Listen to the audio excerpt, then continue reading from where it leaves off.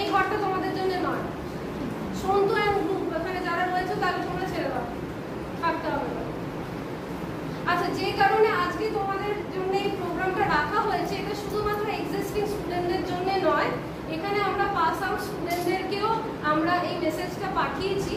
তোমাদের অনেকের হয়তো জিজ্ঞাসা থাকতে পারে যে কলেজের ইন্টারেস্টটা কোথায়, কলেজ কেন এই ধরনের প্রোগ্রামে ডাকছে। একটাই উদ্দেশ্য, তোমরা যখন পড়াশোনা করে পাস করে গেছো বা যারা এক্সিস্টিং এখন পড়াশোনা করছো, তোমাদের বুঝতে হবে এটা একটা general degree college. General degree college একটা টাইম অবধি তোমাদেরকে সাপোর্ট দেবে, তারপরে কিন্তু যেটা জব মার্কেটের জন্য যেটা তোমাদের প্রয়োজন সেটা হচ্ছে স্কিল বা একটা বিশেষ আলাদা কৌশল, যেটা হয়তো সমস্তটা কলেজ মানে জেনারেল ডিগ্রি কলেজ হয়তো প্রোভাইড করতে পারে না।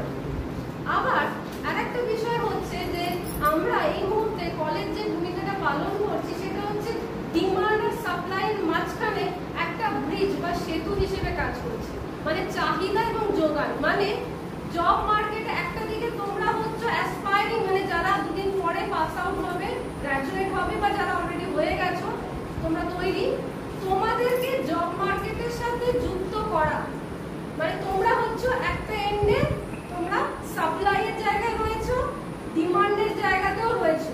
কিন্তু এখানে যারা রয়েছেন মানে যারা প্রতিনিধি হিসেবে এসছেন, এখানে আমরা সিআইএর মডেল কেরিয়ার সেন্টার কল্যাণীর যিনি এখানে চিফ বা ম্যানেজার হিসেবে রয়েছেন তিনি এসছেন, তার সাথে সাথে মোবিলাইজার হিসেবে একজন এসছেন শ্রী সঞ্জিত বাগমশাই এবং একজন যিনি এসছেন তিনি হচ্ছেন শ্রী সুপ্রভাত কুণ্ডু।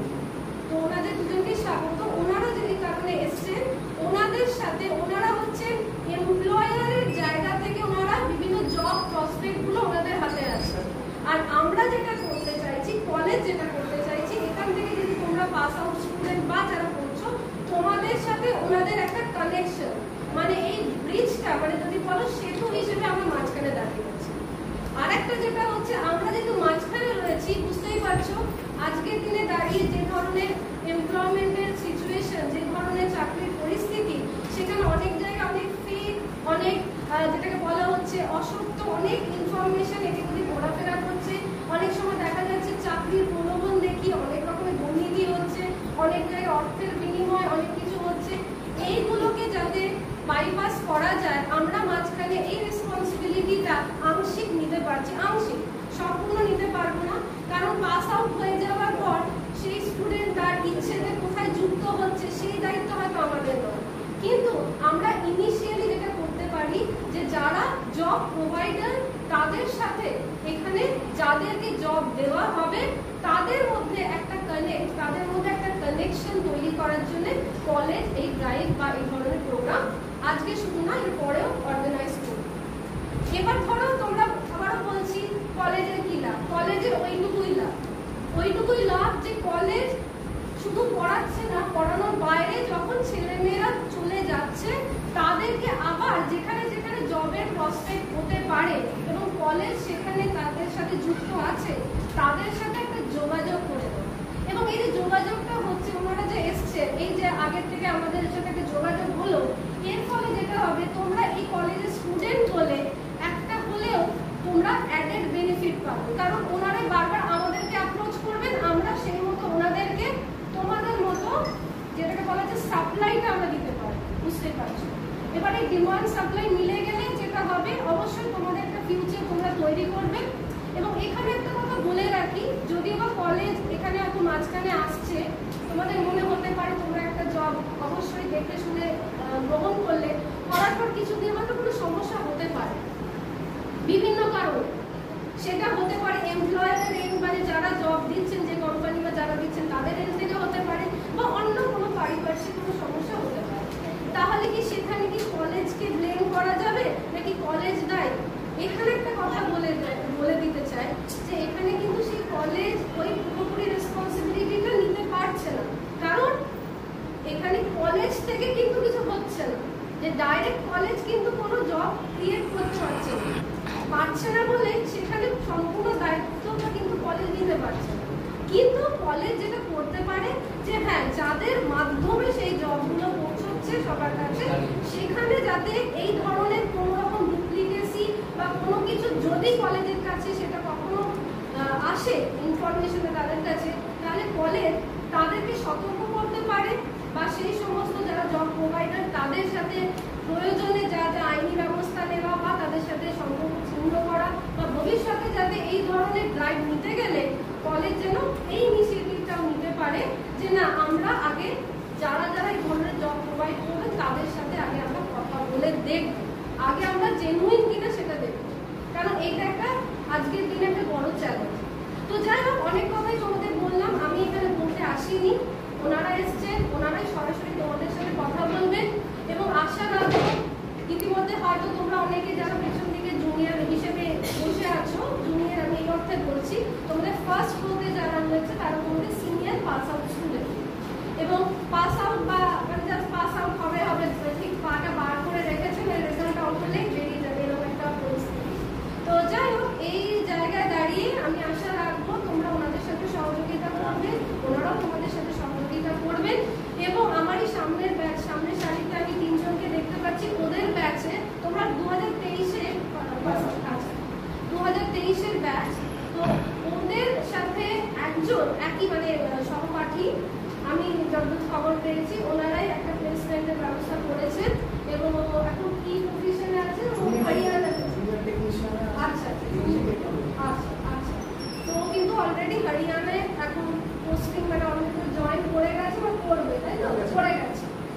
তো বুঝতেই পারছো এখানে কিন্তু কলেজের কোনো এমনি কিন্তু বেনিফিট নেই, কলেজ এইটুকুই আনন্দ পেল যে আমার এখানকার ছেলে বা মেয়ে সে পাস করে একটা জায়গায় প্লেস হয়েছে, এইটুকুই আমাদের স্যাটিসফ্যাকশন। আমরা বিভিন্ন ইঞ্জিনিয়ারিং বা অন্য বিভিন্ন প্রাইভেট এজেন্সিগুলোতে আমরা শুনি যে কোর্স করতে করতে প্লেসমেন্ট হয়, কিন্তু আমাদের এই ধরনের জেনারেল ডিগ্রি কোর্সে কিন্তু সেই জায়গাটা ছিল না। এখন আস্তে আস্তে সেই জায়গায় আমরাও যাওয়ার চেষ্টা করছি যে যাতে করে এই যে যোগাযোগটা করিয়ে দেওয়া, সঠিক জায়গায় সঠিক যোগাযোগটা করা, এই জায়গা থেকে কলেজ এটাই কলেজের বলতে পারো প্রাপ্য বা কলেজ এটাই তোমাদের থেকে মানে চাইছে যে তোমরা আসো, এই ধরনের প্রোগ্রামগুলো অংশগ্রহণ করো, তারপরে তো তোমার ডিসিশন, তুমি চাকরি করবে করবে না তোমার ডিসিশন সম্পূর্ণ। এমনও কিছু নেই যে এখান থেকে তোমার কিছু ইনফরমেশন নেওয়া হচ্ছে মানে তুমি একেবারে গর্ডেড লেভেল হয়ে গেছো বা তোমাকে এখানে নাম লিখিয়ে দেওয়া হয়েছে ব্যাস আর আমি তো এখান থেকে আটকে গেছি আর আমার কিছু করার নেই, একদমই নয়। এটা জাস্ট একটা অপরচুনিটি, একটা সুযোগ, সেই সুযোগটাকে তোমরা কাজে লাগাও, তোমাদের কাজে লাগলে তোমাদের ওয়ার্ক এক্সপিরিয়েন্স হলে আরো বেটার, আরো ভালো জায়গায় তোমরা প্লেস করবে। এবং এখন হয়তো কিছু কিছু জবের ক্ষেত্রে হয়তো তোমাদের মনে হবে স্যালারি বা যাই হোক রেমুনারেশনটা খুব কম, এতে হয় না মনে হবে, কিন্তু শুরুটা করো, আমি এইটুকুই বলবো বি পজিটিভ, শুরুটা করো করে একটা এক্সপিরিয়েন্স গেইন করো, কারণ এই এক্সপিরিয়েন্সের দাম কিন্তু অনেক বেশি। আমি অনেক কিছু জানি, অনেক করেছি, কিন্তু খাতায় কলমে আমি সেটা এক্সিকিউট করতে পারছি না, তার দাম কিন্তু বেশি পাবে না একটা সময় দাঁড়িয়ে। তো সেই কারণে ওয়ার্ক এক্সপিরিয়েন্সটা বাড়াও, বিভিন্ন কোম্পানি বিভিন্ন ধরনের সেক্টরে যাও, আর কোনো কাজই ছোট না, এটুকু তোমাদের আমি বলতে পারি। আমি আজকে এখানে অনেক হয়তো কথা বলছি, তোমাদের থেকে অনেকটা অভিজ্ঞতা বয়সের দিক থেকে বলবো, অন্য অভিজ্ঞতা অনেক হয়েছে, সেই অভিজ্ঞতার জায়গা থেকে বলছি, পজিটিভ মাইন্ডসেট নিয়ে ভাবো, কোনো কাজকে ছোট ভেবো না, শুরু করো, স্টার্ট আপ ধরে না, একটা করে স্টার্টিং ফার্স্ট জব হোক, ফার্স্ট জব এখান থেকে দেখবে আরো তোমার কানেকশন হবে, আরো 5 জনের সাথে দেখা হবে, আরো 5টা কোম্পানি তোমাকে হয়তো ডাকবে, তখন তুমি আরো নিজেকে সেখানে প্রতিষ্ঠিত করতে পারবে। আর সবসময় তো ভাবি সরকারি চাকরি, দেখো সরকারি চাকরি মানেই যে সবসময় সেটা সুরক্ষিত চাকরি তাও কিন্তু নয়, তারও যত দিন যাচ্ছে লিমিটেশন বাড়ছে। তো বিভিন্ন সেক্টরে আমরা যদি ভাবি যে শুধুমাত্র সরকারি চাকরি পেলেই বলে নিশ্চিন্ত একদম ঘুমিয়ে পেলেই হবে না, আমরা কেউ এখন ওইভাবে নিশ্চিন্ত নই, কিন্তু নিজেকে তৈরি করতে হয় এবং এই তৈরি করার জায়গা থেকে আমরা যতটুকু তোমাদের প্রোভাইড করেছি তার পরের জায়গা থেকে ওনারা তোমাদেরকে সাহায্য করবেন, ওনারা এখানে ফেসিলিটেটর জব প্রোভাইডের জায়গা থেকে ওনারা বিভিন্ন দরজা খুলে দেবেন তোমাদের সামনে। এবার কোন দরজা দিয়ে তোমরা ঢুকবে সেটা তোমার ডিসিশন, সেই ম্যাচুরিটি তোমাদের এসে গেছে এবং সেইভাবে তোমরা আমাদের সাথে ইন্টারঅ্যাক্ট করো। এইটুকুই বললাম, অনেক কথাই বলে ফেললাম এবং খুব ভালো লাগছে সবাই এসছো। আমি চেয়েছিলাম আরো আমার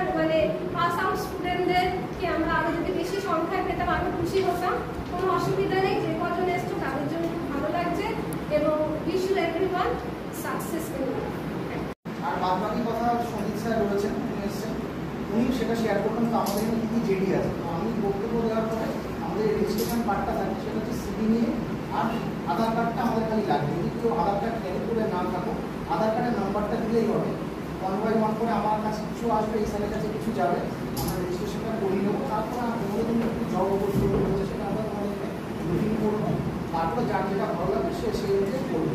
তো ধরো আমার নাম সুপ্রভাত কুন্ডু, আমি এসেছিলাম সিআইআই থেকে। তো ধরো তোমরা এই কলেজে পড়াশোনা করছো, এর আগেও ধরো এরকম অনেক ধরনের তো কেরিয়ার ফেয়ার বা জব ফেয়ার কিছু না কিছু তো হয়েছে, তাই তো, কলেজের তরফ থেকে। তো সেখানে যেই কোম্পানি আসুক না কেন, তোমাদের তো নিশ্চয়ই হয় কোর্স করতে দেওয়া হবে, এত হাজার টাকা লাগবে বা এত লাখ টাকা লাগবে, তারপরে কোর্স করে প্লেসমেন্ট হবে, তাই তো। আমাদের এখানে কিন্তু এরকম কিচ্ছু না, আমাদের এখানে কোনো কোর্স নেই, কোনো কিছু নেই, শুধুমাত্র জব অপরচুনিটি। আমরা তোমাদের লাইফ টাইম বিজ্ঞাপন করবো, এটা আমাদের তরফ থেকে তোমাদের কাছে প্রতিশ্রুতি বলতে পারবো। তো আমি এসেছি CII, confederation of Indian industry. এই কোম্পানি সম্বন্ধে কেউ জানো কিছু? কিছু জানো না। আমি এখানে বক্তব্য করে দেওয়ার পরে আমার কথায় কাউকে বিশ্বাস করতে হবে না, গুগল সবাই করতে জানো, গুগল করে তোমরা দেখে নিতে পারো, লিখবে about CII, confederation of Indian industry, এখন করতে করে চাইবে দেখে নিতে পারো। আমরা স্টেট গভর্নমেন্ট এবং সেন্ট্রাল গভর্নমেন্ট, এই দুটো গভর্নমেন্টের সাথে আমরা কাজ করে থাকি। সেন্ট্রাল গভর্নমেন্টের যেটা রয়েছে সেটা হচ্ছে labour of ministry of labour department, আর সেন্ট্রাল গভর্নমেন্টে যে স্টেট গভর্নমেন্টে যেটা রয়েছে সেটা হচ্ছে এমপ্লয়মেন্ট এক্সচেঞ্জ। এই দুখানা জায়গাতে আমরা কাজ করি। আমাদের কাজটা কি থাকে, যে সমস্ত বাচ্চারা স্টেট লেভেলে, মানে ধরো রাজ্য পশ্চিমবঙ্গ রাজ্য সরকারের এই এমপ্লয়মেন্ট এক্সচেঞ্জ যারা নাম লেখায় কাজের জন্য, তাদেরকে আমরা ফ্রি অফ কস্টে জব অপরচুনিটি দিয়ে থাকি। আমাদের এটা হচ্ছে একটা এনজিও সংস্থা, এটা শুরু হয় 1895 সালে এবং আমাদের সদর দপ্তর হচ্ছে দিল্লিতে। আর ওয়েস্ট বেঙ্গলের সদর দপ্তর হচ্ছে পূর্ত ভবন, আশা করা যায় নাম শুনেছ অনেকেই। বিকাশ ভবন কদিন আগে হলো না, মাস্টারমশাই হচ্ছে আন্দোলন, বিকাশ ভবনের পাশের বিল্ডিং হচ্ছে পূর্ত ভবন। পূর্ত ভবনের 1 নম্বর এবং 2 নম্বর রুম হচ্ছে আমাদের রুম। আমরা সরকারি স্টাফ না, কিন্তু সরকারি দপ্তরের সাথে আমরা কাজ করে থাকি। এবং আমি এসেছি কল্যাণী সেন্টারের তরফ থেকে। কল্যাণী এমপ্লয়মেন্ট ম্যাডাম এবং কল্যাণী ম্যাডাম ছিলেন বিয়ার ফ্যাক্টরি দিয়ে যেতে কল্যাণী এমপ্লয়মেন্ট এক্সচেঞ্জ করে, সেই এক্সচেঞ্জে আমি বসে, আমি ওখানকার ম্যানেজার, ও হচ্ছে ওখানকার মোবিলাইজার, আর একজন থাকে অন্য ম্যাডাম, আমি হচ্ছে কাউন্সিলর, উনি একজন ওখানে রয়েছে। তো আমরা কী করবো, যার যেমন স্কিল অনুযায়ী আমরা তোমাদেরকে জব সাপোর্ট দিতে থাকবো, এবং সেটা সম্পূর্ণ ফ্রিতে, কোনো এর জন্য পয়সা লাগবে না।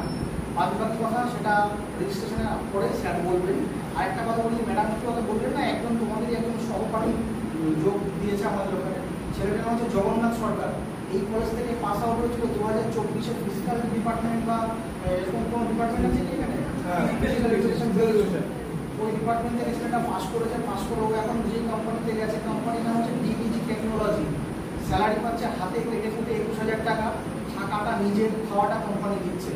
ও যে কাজটা করছে সেখানে আমরা তো স্মার্টফোন সবাই ইউজ করি, তো ওই কোম্পানিতে 3 ধরনের কোম্পানি স্মার্টফোন অ্যাসেম্বল হয়, একটা হচ্ছে ওপো, একটা ভিভো, একটা হচ্ছে এমআই।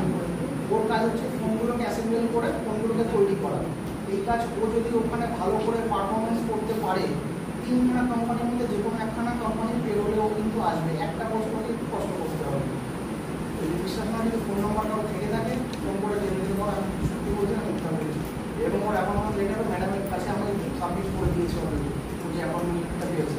তো আমি চাইবো তোমাদের নেক্সট যারা এখানে আজকে যারা এসছো, তারাও ওর মতো পদক্ষেপ নাও, জীবনে এগো। এবং মেয়েদের ক্ষেত্রে আরেকটা বলে দেখি, মেয়েদের ক্ষেত্রে কিন্তু লোকাল জবও রয়েছে, বাইরের জবও রয়েছে। হ্যাঁ, মেয়েদের ক্ষেত্রে হয়তো বাইরে গার্জিয়ানরা অ্যালাউ করবে না, যদি কারো গার্জিয়ান অ্যালাউ করে থাকে অবশ্যই আসতে পারো, কোনো অসুবিধা নেই। এবং আমাদের এখানকার নিয়মটা একটু অন্যরকম, যদি কেউ বাইরে যায় আমরা একটা প্যারেন্ট কনসার্ট ফর্ম দিয়ে থাকি, যেখানে মা বা বাবার ছবি থাকবে, ক্যান্ডিডেটের ছবি থাকবে, মা বাবা দিয়ে ওখানে শুরু করবে, তারপরে আমরা তাদেরকে সেখানে পাঠাবো।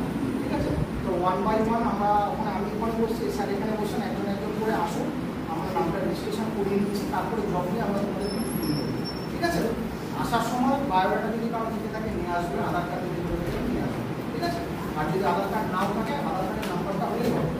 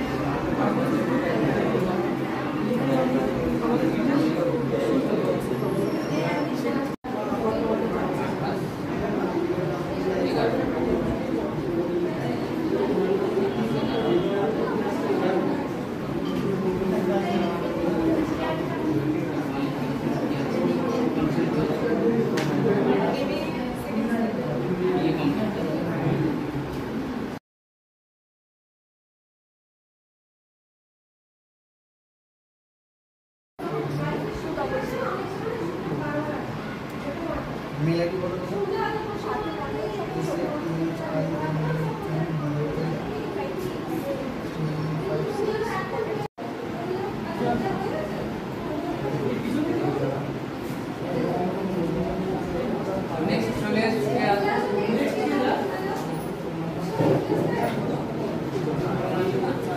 নেক্সট কে আছে চলে আসো।